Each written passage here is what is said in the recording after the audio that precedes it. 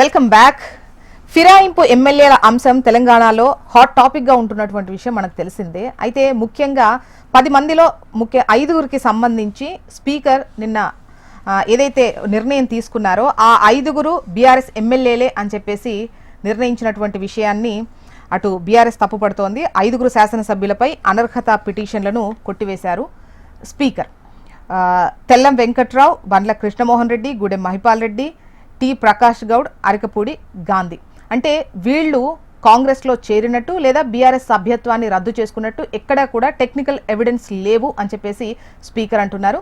దీనిపై అటు BRS BJP కూడా ఇది ప్రజాస్వామ్యాన్ని ఖూనీ చేయడమే అని చెప్పేసి విమర్శిస్తున్నటువంటి క్రమం చూసాము. మరి పార్టీల నేతలు ఉన్నారు, వాళ్ళతో డిస్కస్ చేద్దాము. బీఆర్ఎస్ సీనియర్ నాయకులు డాక్టర్ దత్తాత్రేయ గారు, కాంగ్రెస్ సీనియర్ నాయకులు డాక్టర్ చరణ్ కౌశిక్ యాదవ్ గారు, బీజేపీ సీనియర్ నాయకులు వెంకటరెడ్డి గారు. నమస్తే అండి, వెల్కమ్ టు ద డిబేట్ ముగ్గురికి. దత్తాత్రేయ గారు, మీరే చెప్పండి. అంటే ముఖ్యంగా ఏ విషయంలోనైనా కూడా ఇన్నిసార్లు ఫిరాయింపులు జరిగాయి, ఇది మొదటిసారి కాదు, ఇదే చివరిసారి అని కూడా మనం చెప్పలేము. సో ఇటువంటి క్రమంలో గతంలో కూడా ముఖ్యంగా ఎప్పుడు చేసినా కూడా ఫిరాయింపులకు సంబంధించి ఒక డెసిషన్ తీసుకోవడం అనేది టెక్నికల్ ఎవిడెన్స్ పైనే ఆధారపడి ఉంటుంది కదా. ఎక్కడ వాళ్ళు సభ్యత్వం రద్దు చేసుకున్నట్టు చూపించట్లేదు, కాంగ్రెస్లో జాయిన్ అయినట్టు కూడా ఎక్కడ ఆ డాక్యుమెంట్ అనేది మనకు లేదు. సో వాళ్ళు బీఆర్ఎస్ ఎమ్మెల్యేలే అని చెప్పేసి స్పీకర్ అన్నదాన్ని మీరు ఎట్లా చూస్తున్నారు? గుడ్ మార్నింగ్ జోష్నా మేడం, మీకు ప్యానల్ ఉన్నటువంటి పెద్దలకి, హెచ్ఎంటీవీ ప్రేక్షకులకి. ఇవాళ తెలంగాణ రాష్ట్రంలో కాంగ్రెస్ పార్టీ నాయకుడు, అధినాయకుడు అయినటువంటి రాహుల్ గాంధీ ఏ విధంగానైతే రాజ్యాంగాన్ని పట్టుకుని దేశమంతా తిరుగుతూ ఇక నేనే ఈ రాజ్యాంగాన్ని కాపాడే పెద్ద వీరుణ్ణి శూరుణ్ణి అని చెప్తా ఉన్నాడు.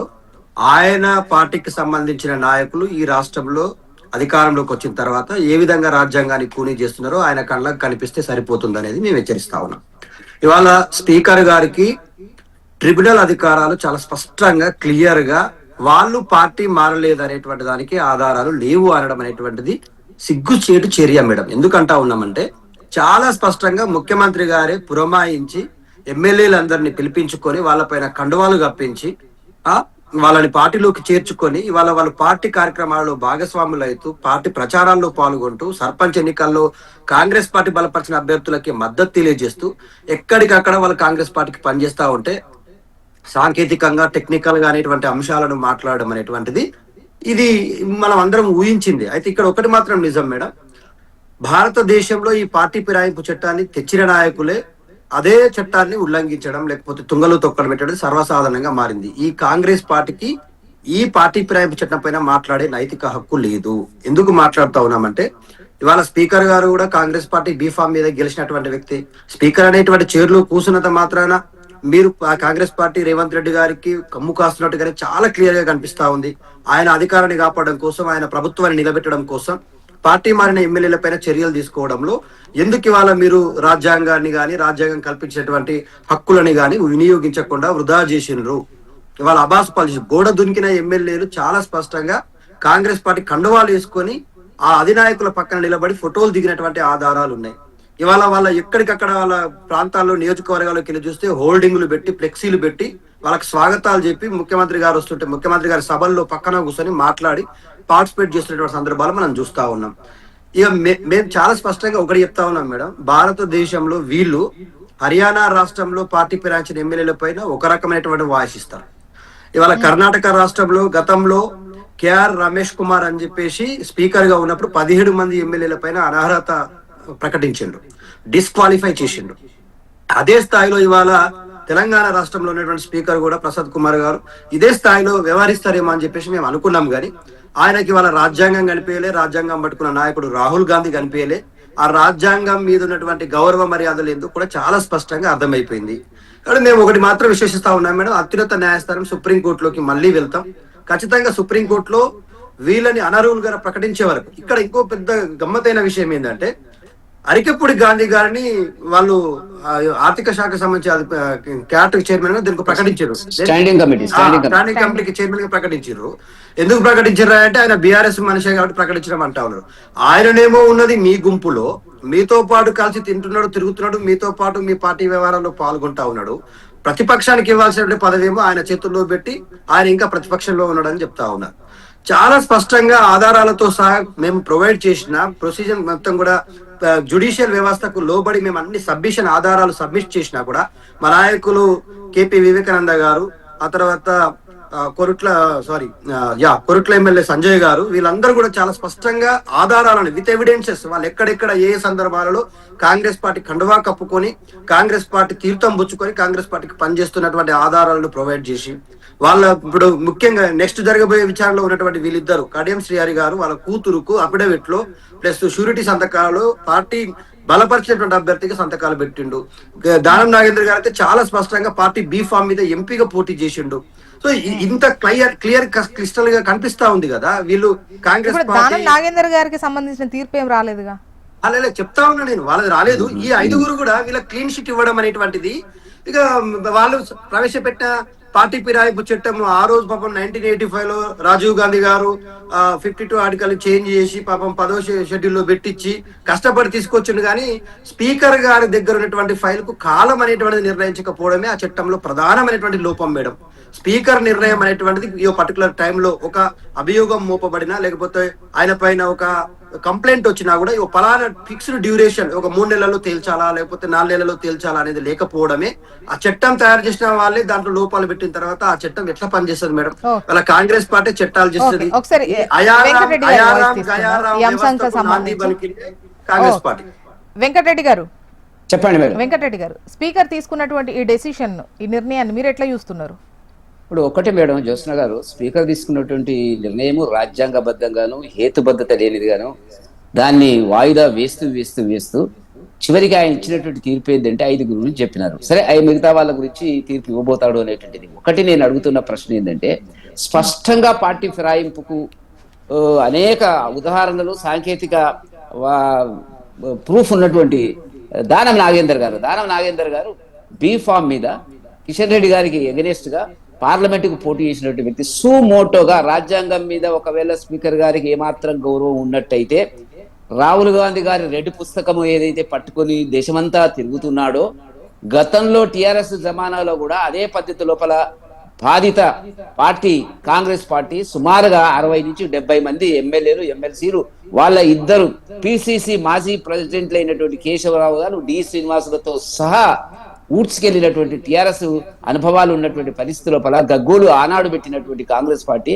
ఇవాళ చేస్తున్నది ఏంది అనేటువంటి దాన్ని మనం గమనించవలసినటువంటి అవసరం ఉంది. ఎందుకంటే ఈ రెండింటి మీద, కడియం శ్రీహరి గారి మీద, దానం నాగేంద్ర గారి మీద ఒక స్పష్టమైన నిర్ణయం ముందు చేయాలండి. అది దాన్ని ఎందుకు తర్వాత చేస్తారు? కాబట్టి వాళ్ళు కాండోలు కప్పుకున్నారు. కడియం గారు చెప్పడం ఏంటంటే, అటు బీఆర్ఎస్ నుంచి బయటకు రాలేదు, కాంగ్రెస్ కు సంబంధించి నేను ఎక్కడ ఉన్నట్టు కూడా లేదు అని చెప్పేసి ఆయన ఒకటి చెప్పినట్టుగా తెలుస్తోంది. అంటే బీఆర్ఎస్ అన్నట్టుగా మాట్లాడుతున్నారు. అదే మాట్లాడతారు. మరి ఇప్పుడు ఎవరైనా చెప్తారా? ఇప్పుడు వృత్తిరీత్యా ఆయన ప్రొఫెషనల్ గా నాకు చాలా దగ్గర పరిచయము, ఒక లెక్చరర్ గా అకాడమిషియన్ గా పనిచేసినటువంటి విలువలు కలిగినటువంటి వ్యక్తి ఆ స్థాయిలో మాట్లాడితే మనం చెప్పే సమాధానం ఏమిటో చెప్పండి.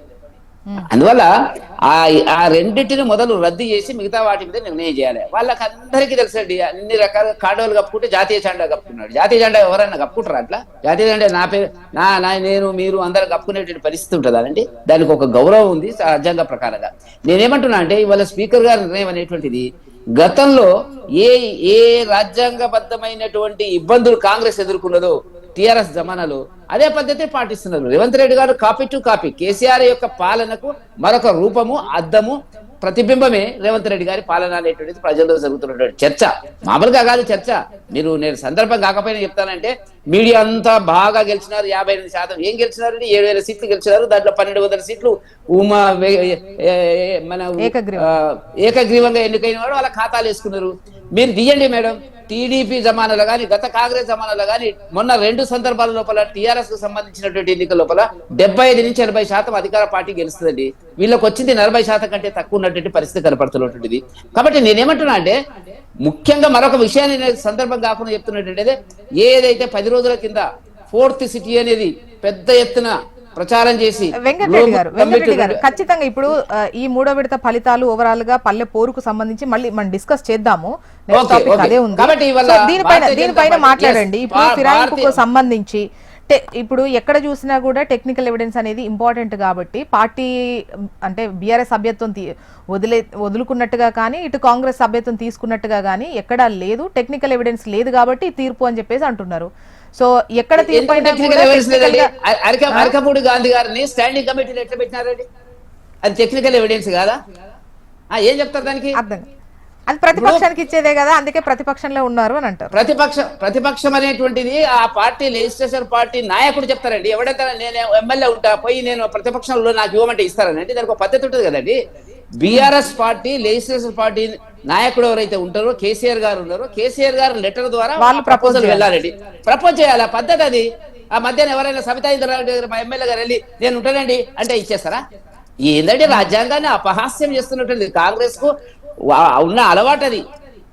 అలవాటుని మళ్ళీ కొనసాగిస్తున్నారు. కనీసము 10 సంవత్సరాలు పవర్ కు దూరంగా ఉన్నటువంటి కాంగ్రెస్ పార్టీ కనీసం విలువలను, ప్రజాస్వామ్య విలువలను కొంత నేర్చుకున్నదేమో, అనుభవంలో పద్ధతి కనపడుతుందేమో అని మనం అనుకుంటున్నాం. కానీ అట్లాంటి పరిస్థితి ఇవ్వాలంటే లేదు. కాబట్టి ఏ పద్ధతిలో అయితే 10 మంది ఎవరైతే ఉన్నారో ఎన్నికలకు ఎందుకు భయపడుతున్నారంటే మీరు ఎన్నికలు మీరు నిజమే మీరు గెలిచే పరిస్థితి లేదు. ఇవాళ గ్రామ పంచాయతీలో జరిగింది అదే. వాళ్ళు చెప్పుకోనివ్వండి, మీడియా కథనాలు అనేటువంటిది స్పష్టమైన విశ్లేషణ దాని మీద జరగాలి గ్రామ పంచాయతీలో.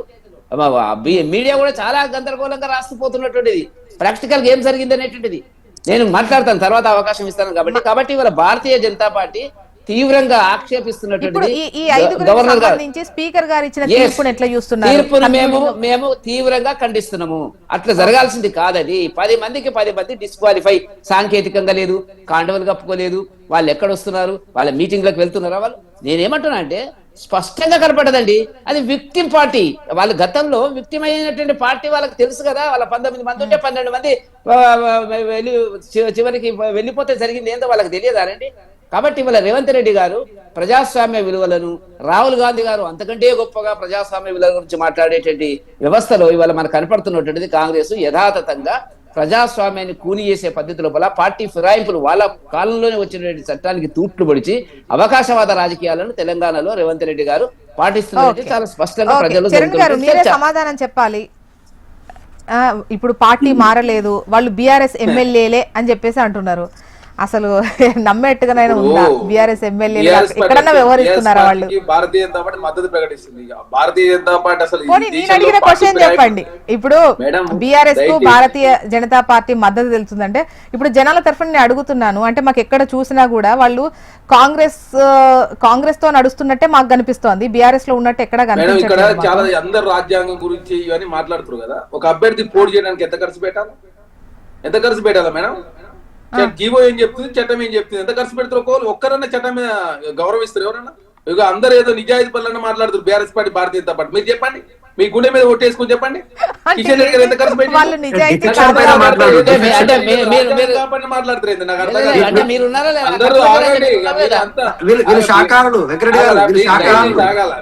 మీరు మాట్లాడుతుంటే మీరు ఊపితో వినాలండి. మీరంతా నాకు అర్థం కాదు. మీరు విన్నగా ఇంతసేపు మీ ఇద్దరు మాట్లాడుతుంటే దయచేసి మీరేదో రాజ్యాంగాన్ని, జీవోలు మీరే ఫాలో అవుతున్నట్టు వేరే వాళ్ళు ఫాలో అవుతారు. మీరు చెప్పండి, ఏ సభ్యులన్నా గవర్నమెంట్ సూచించిన ప్రకారం ఖర్చు పెడతారా? దమ్ముందా? ఎవరు లేదు. మీరేదో పెద్ద ఎందుకు మీరేదో చట్టాన్ని కాపాడని మాట్లాడితే ఎట్లా?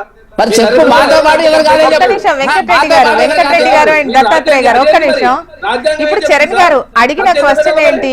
ఫిరాయింపులకు సంబంధించి ఇంకా చెప్పాలంటే గతంలో మీరు బాధితులు, ఇప్పుడు దీనికి సంబంధించి మీరే అటెంప్ట్ చేస్తున్న వాళ్ళలో కనిపించారు, ఇటువంటి ప్రోత్సహించారు అని అనుకున్నారు. కాకపోతే చెప్పండి. ఒక వ్యక్తి నా మీద దాడి చేసానికి వస్తే మేము ఊపుకుంటావా? దాడి చేసానికి వస్తే మా మీద దాడి చేసానికి వచ్చినప్పుడు సపోజ్ ఎదురుదాడిలో తను చనిపోయిన అనుకో, ఆత్మరక్షణలో బాగా అట్లాంటి ట్రీట్మెంట్ చేయొచ్చు అని చెప్పి చట్టంలో ఉంది. చట్టంలో ముందుకు పోతా మేము కూడా. వాళ్ళు దాడి చేయడానికి వచ్చారు, వాళ్ళ ఎమ్మెల్యేలను మీరు తీసుకున్నారు, కానీ తీసుకోలేదు, బీఆర్ఎస్ లోనే ఉన్నారు అని చెప్తున్నారు అనేది ఇక్కడ క్వశ్చన్. దయచేసి స్పీకర్ గారికి ప్రత్యేక అధికారాలు ఉంటాయి. వారు కాంగ్రెస్ పార్టీ సభ్యులు మాత్రమే. స్పీకర్ అయిన తర్వాత కాంగ్రెస్ పార్టీ మీటింగ్ కూడా వారు రారు. మీరు ఏందా మీరు ఆఫీసర్ సేపు ఆగాలి. వెంకటరెడ్డి గారు పెద్ద మనిషి,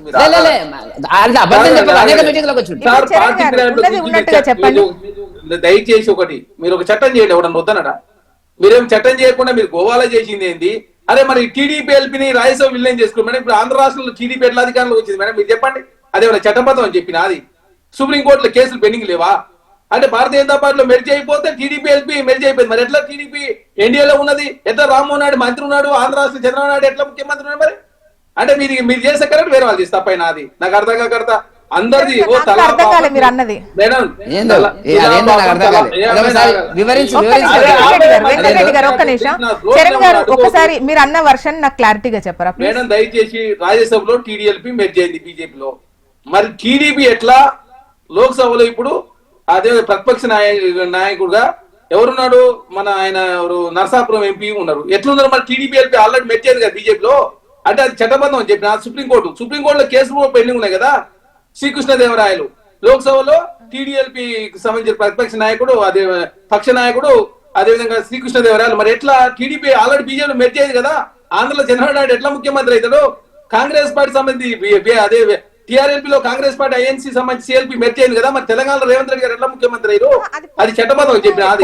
మీరు 58 మంది జాయిన్ చేసుకుని మేడం ఇక్కడ దయచేసి 58 మందిని జాయిన్ చేసుకుంది బీఆర్ఎస్ పార్టీ, 3 ఎంపీలు టీడీపీ నుంచి, వైసీపీ నుంచి, కాంగ్రెస్ పార్టీ నుంచి. అదే కాకుండా ఫస్ట్ బేస్ లో కాంగ్రెస్ పార్టీ నుంచి 7 మంది, టీడీపీ నుంచి 12 మంది, వైఎస్ఆర్ నుంచి 3, బీఎస్ నుంచి 2, సిపిఐ నుంచి 1, మొత్తం 25 మంది ఎంపీలు. టీడీపీ నుంచి 1, వైఎస్ఆర్ నుంచి 1, అది కాంగ్రెస్ నుంచి 1, 3. తర్వాత ఎమ్మెల్సీలు కాంగ్రెస్ పార్టీ 12 మంది, టీడీపీ నుంచి 2, ఇండిపెండెంట్ 2, మొత్తం 16 మంది.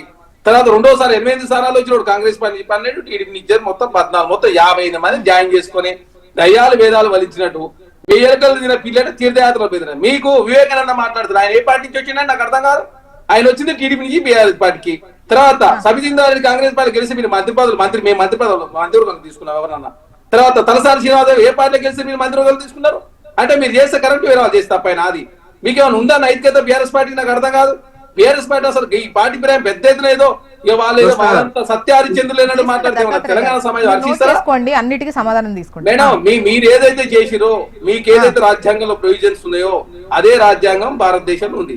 కేంద్రంలో ఏదైనా కాంగ్రెస్ పార్టీ అధికారులకు వచ్చి చట్టసభ చేసి ఈ పార్టీ ఫిరాయింపులకు సంబంధించి పులి స్టాప్ పెడతా అనుకున్నాం. తెలంగాణ రాష్ట్ర 5 సంవత్సరాలు ఉండాల్సిన ప్రభుత్వాన్ని కూల్చే ప్రయత్నం మీరే చేసి మా ప్రభుత్వాన్ని కూల్చని చెప్పి మీరే మాట్లాడి ఏకంగా కాంగ్రెస్ పార్టీ సంబంధించి కావచ్చు స్పీకర్ గారు ఇప్పుడు స్పీకర్ గారు ఏదో అటానమస్ బీఆర్ఎస్ నేతలు చేస్తున్న విమర్శ ఏంటంటే ఉప ఎన్నికకు భయపడే ఈ రకమైన నిర్ణయం మేము ఉప ఎన్నికకు భయపడితే మరి కంటోన్మెంట్ ఎవరు గెలిచారు? మీరు బీఆర్ఎస్ పార్టీ 3rd, మీ సిటీస్ అన్న మేమే గెలిచినాం.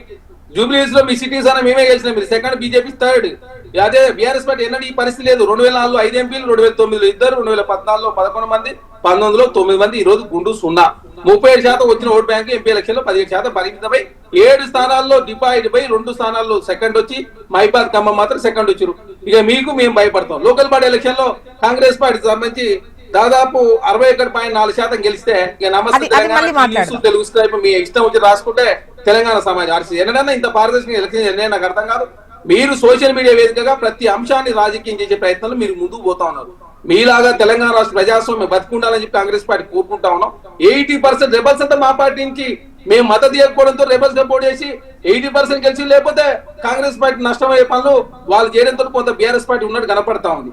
మీరు ఎంత డెమోక్రాటిక్ వేలో బీఆర్ఎస్ పార్టీ సంబంధించి కావచ్చు, భారతీయ జనతా పార్టీ, కాంగ్రెస్ పార్టీ ఇంత ప్రజాస్వామ్యబద్ధంగా ఎలక్షన్ కమిషన్ పూర్తి స్థాయిలో వాళ్ళు పర్యవేక్షించి ఎలక్షన్ గురించి మాట్లాడుకుందాం, జరిగిన తీరు వీటన్నిటికి సంబంధించి మనం మాట్లాడుకుందాం, కాదనేది లేదు. కాకపోతే ఈ ఫిరాయింపుకు సంబంధించి ఇది కరెక్ట్ అయింది కాదు అంటున్నారు. ఓకే, ఇప్పుడు చేరడము, ఆ తర్వాత టెక్నికల్ గా నిరూపించుకోవడము, టోటల్ గా తర్వాత మెర్జ్ అవ్వడము, ఇవి ఒక లెక్కలో ఉంటాయి.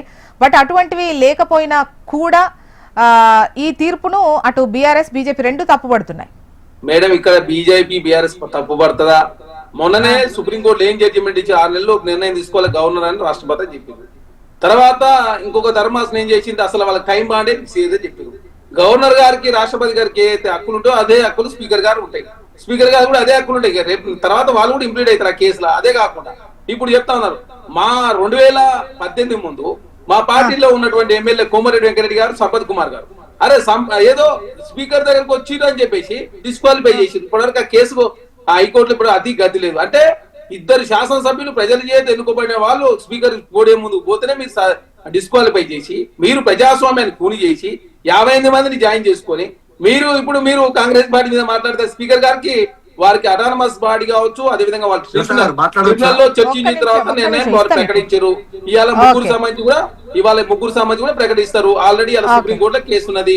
వారు స్పీకర్ గారు ఏ నిర్ణయం తీసుకోవాలని చెప్పి మీరు నిర్ణయిస్తే ఎట్లా? మేము నిర్ణయిస్తే స్పీకర్ అనే వారు అటానమస్ బాడీ వారు ఏ నిర్ణయం తీసుకుంటారు? వాళ్ళు ఏ నిర్ణయం చట్టంలో కూడా నిర్ణయం తీసుకుంటారు. ఎవరైనా చట్టం అనేది గతంలో ఏ స్పీకర్ కు సంబంధించిన నిర్ణయాన్ని మీరు తప్పు పట్టలేదు ప్రతిపక్షంలో. ఎట్లా తప్పు పడతాం మేడం? స్పీకర్ నిర్ణయాన్ని ఎవరైనా స్వాగతించాల్సిందే. అదే కాకుండా చెన్నమనేని రమేష్ గారు ఇంత చెప్తున్న భారతీయ బీఆర్ఎస్ పార్టీ అరే బ్రిటన్ పౌరసత్వం ఉందని చెప్పి బ్రిటన్ ప్రభుత్వం భారత ప్రభుత్వం ఒప్పుకుంది. మరి 15 సంవత్సరాలు కోట్ల 15 సంవత్సరాల తర్వాత తెలియదు. ఇప్పటికే 2 అయిపోయింది, ఇంకా 3 ఉన్నది, ఇంకా 2 సంవత్సరాల వరకు. లాస్ట్ ఇయర్ ఎలక్షన్ ఏముంది ఇది? ఇవాళ ఈ స్పీకర్ గారి తర్వాత మీరు కోర్టుకు పోయే అవకాశం, కోర్టులో నడుస్తూనే ఉంటది. ఇలా తెలియదా సచ్చేది ఇది? దానికి ఏదో మేము ఎలక్షన్ పోతే మాకే ఎలక్షన్. దత్తాత్రేయ గారు మీకు వర్కౌట్ అయినంత వరకు వర్కౌట్ అయింది, ఆ తర్వాత కాదు అని అన్నప్పుడు ఇది అన్యాయం అన్న విధంగా బీఆర్ఎస్ గగ్గోలు పెడుతోంది. మీరు చేర్చుకుంటే తప్పు, మీరు చేర్చుకుంటే ఒప్పు, వాళ్ళు చేర్చుకుంటే తప్ప అనేది కాంగ్రెస్ క్వశ్చన్. మేము మిత్రుడు కౌశిక్ చెప్పిన లెక్కలు, అంకెలు, సంఖ్యలు, ఎమ్మెల్యేలు, ఎంపీలు ఏదైనా కూడా ప్రజాస్వామ్యబద్ధంగా 2/3 మెజారిటీతో విలీనం చేసుకున్నాం తప్ప. వినండి బ్రదర్, నేను చెప్పేది మీరు మాట్లాడుతున్నప్పుడు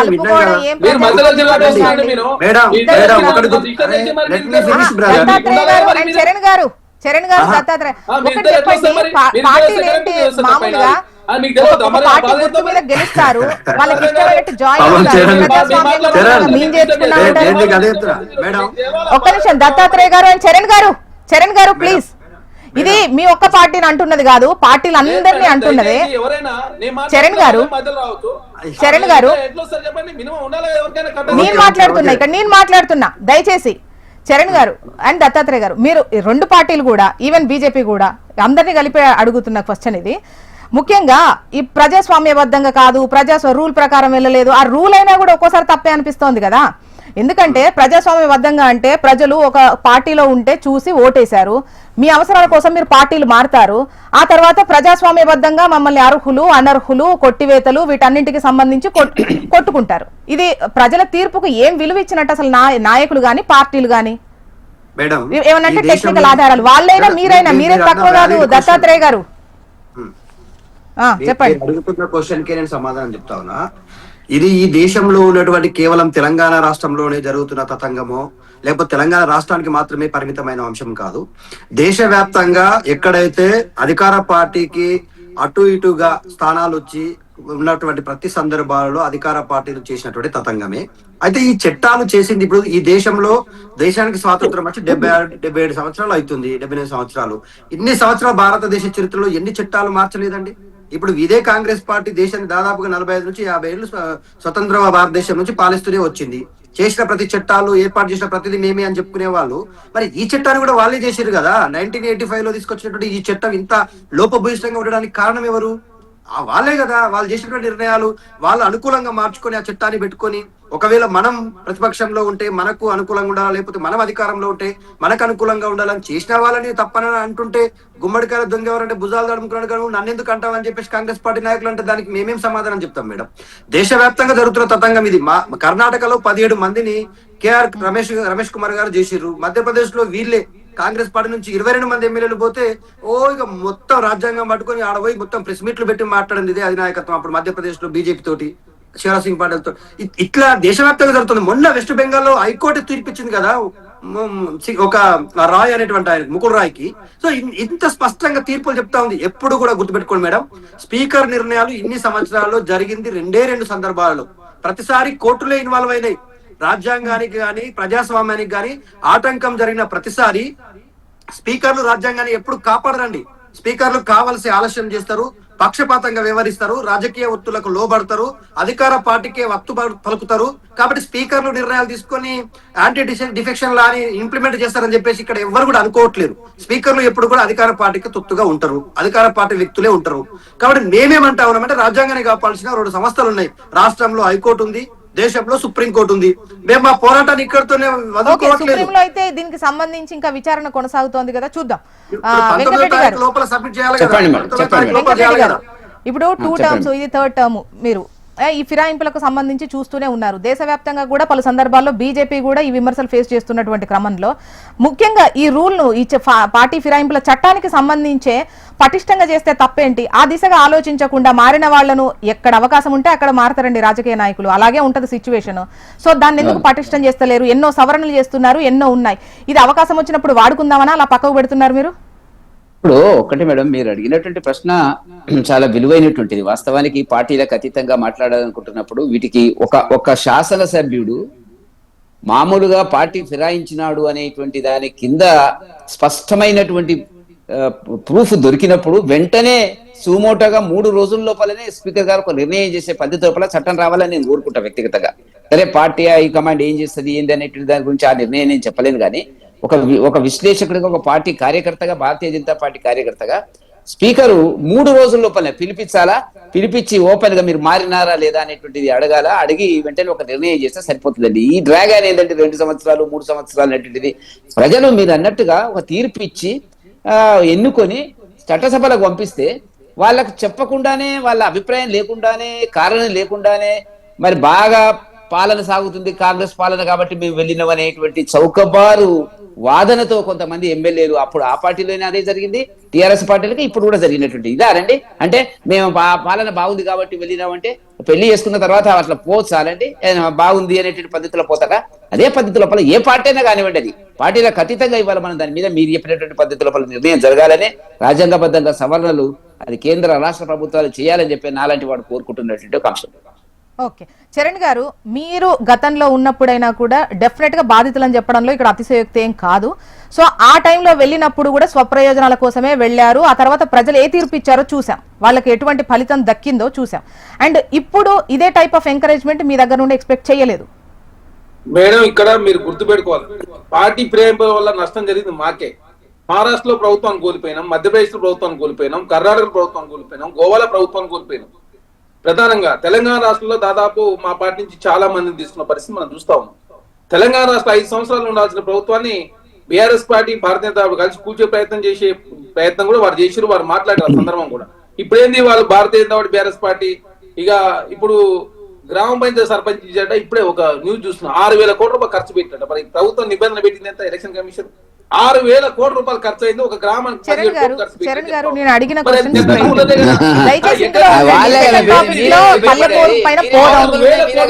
చరణ్ గారు పల్లెపోరు పైన మళ్ళీ మనం వెళ్దాం. నేను అడిగిన క్వశ్చన్ స్ట్రైట్. అక్కడ మిమ్మల్ని నేను దోషిగా అడగట్లేదు, అధికార పక్షాన్ని ప్రస్తుతం దోషి అని నేను అనట్లేదు. గతంలో చేసినప్పుడు ఈవెన్ మేము ఖచ్చితంగా వాళ్ళని క్వశ్చన్ చేశాం, మీ దగ్గర నుండి ఎక్స్పెక్ట్ చెయ్యలే. దయచేసి పార్టీకి సంబంధించిన ఏదైతే ఎలక్షన్ కమిషన్ నిబంధనలు లోబడి మాత్రమే ఏ పార్టీ ఖర్చు పెట్టాలా, ఏ వ్యక్తి అయినా. నేతల వైఖరి గురించి అడుగుతున్నాను క్వశ్చన్. వాళ్ళు స్వప్రయోజనం కోసమే పార్టీలు మారుతున్నారు. దయచేసి తెలంగాణ రాష్ట్రం గెలిచిన ఏ ఎమ్మెల్యే కూడా అందరు డిస్క్వాలిఫై కావచ్చు వస్తారు. మరి అట్లా కూడా పైసల విషయం వచ్చినప్పుడు మరి చరణ్ గారు పార్టీ ఫిరాయింపుల పైన మాట్లాడుతున్నాం, ఖర్చు గురించి మళ్ళీ మాట్లాడదాం. ఎన్నికలను ఏ విధంగా అటెంప్ట్ చేస్తున్నారు, ఎన్ని దారులు దొక్కుతున్నారు, అది మళ్ళీ మనం మాట్లాడుకుందాం ప్లీజ్. దయచేసి ఫిరాయింపులకు సంబంధించి చరణ్ గారు, ఇక్కడ కాంగ్రెస్ లో ప్రస్తుత పరిస్థితుల్లో క్వశ్చన్ చేస్తున్నాం గానీ గతంలో మీ తరఫున మాట్లాడాం, అది మీరు గుర్తుపెట్టుకోండి. నాయకుల గురించి, నాయకులు స్వప్రయోజనంతో వెళ్తున్నారు తప్ప పార్టీని ఉద్ధరిద్దామనో, వచ్చి మిమ్మల్ని ఉద్ధరిద్దామనో, లేకపోతే వాళ్ళు గెలిస్తే అక్కడికి వెళ్ళి వాళ్ళని ఉద్ధరిద్దామని కాదు, వాళ్ళని వాళ్ళు ఉద్ధరించుకుందామని వచ్చారు అని అంటున్నాం. మీరు ఎట్లా ఎంకరేజ్ చేస్తారు అంటున్నాం. మేడం అరకపూర్ గారికి పిఎస్సి చైర్మన్ టీచర్ అని వాళ్ళు అంటారు. ప్రతిపక్షాలకు ఇచ్చేది పిఎస్సి చైర్మన్ అరకపూర్ గారు, గాంధీ గారికి ఇచ్చారు. తర్వాత పోచారం శ్రీనివాస్ రెడ్డి గారికి ప్రతిపక్ష గాలికి ఇస్తారా? ఆయన గాలికి ఇస్తారా? అరకపూర్ గాంధీ గారికి ఎట్లా ఏ గ్రౌండ్ లో ఇస్తారా? ఏం చెప్తామండి నాకు అర్థం కాదు. కాదు నేను కాదు, ఎట్లా ఇచ్చిన చెప్పు. అది కాదు, చట్ట వ్యతిరేకంగా మాట్లాడితే నేను చెప్పాలా? ఇప్పుడు ఏ వెంకటరెడ్డి గారు ఇంత ఓపిక లేకపోతే నా టైంలో అడ్డగోలుగా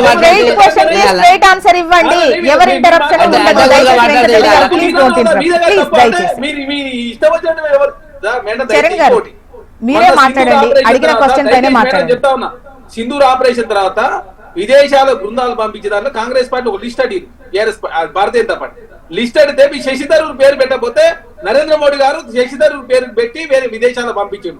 మరి ఎట్లా మా కాంగ్రెస్ పార్టీ మమ్మల్ని ఎందుకు లిస్ట్ అడగాల? మీ మధ్యలో లిస్ట్ ఎందుకు పంపరు? వేరే వాళ్ళు నేను నేతల వైఖరి గురించి అడుగుతున్నాను, ఫిరాయింపుల పైన అడుగుతున్నాను. రాజకీయం చేస్తే కరెక్ట్. కాంగ్రెస్ పార్టీ కూడా పత్తూరు రాజకీయ పార్టీ, మా 120 సంవత్సరాల చరిత్ర Definitely గా. ఇవాళ పార్టీ ఫిరాయిన అంశం తెలియదు కాదు, సచ్చేది కాదు. చెన్నమనేని రమేష్ గారి కేసు తేలితానికే 15 సంవత్సరాలు పట్టింది. ఇంకా 2 సంవత్సరాలు ఇది ఫినిష్ అయిపోతుంది. హైకోర్టు ఉంది, సుప్రీం కోర్టు ఉంది, రకరకాల బెంచ్లు ఉన్నాయి. అదే కాకుండా స్పీకర్ గారికి నిర్ణయాలు స్వతంత్రంగా నిర్ణయాలు. ఓకే, చూద్దామండి, చూద్దాము. పోచారం అండ్ సంజయ్ కుమార్ యాదయ్య విచారణ కూడా పూర్తయింది. ఇవాళ వాళ్ళకు సంబంధించి తీర్పు రావాల్సినటువంటి అవసరం ఉంది. అండ్ ఇక దానం అండ్ కడియం విచారణ మాత్రమైతే మిగిలి ఉంది. బీఆర్ఎస్ సభ్యత్వం రద్దు చేసుకోలేదని అటు కడియం వివరణ ఇచ్చారు. నేటికి వివరణ ఇంతవరకైతే దానం నుంచి రానటువంటి సిచ్యువేషన్. మరి చూద్దాం ఏం జరుగుతుందో. అటు బీఆర్ఎస్ కూడా న్యాయ పోరాటం చేస్తాము ఈ అంశానికి సంబంధించి